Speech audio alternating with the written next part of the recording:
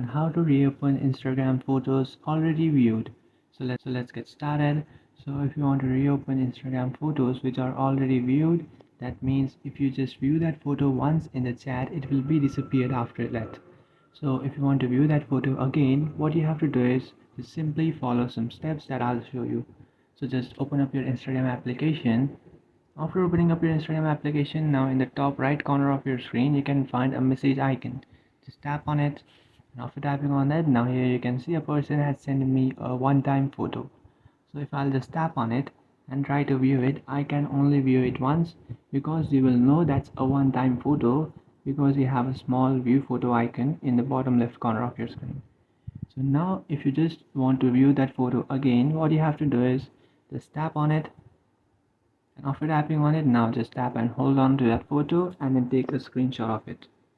So before the timer ends, you have to take a screenshot, and after taking a screenshot, you can use that screenshot to again reopen that photo.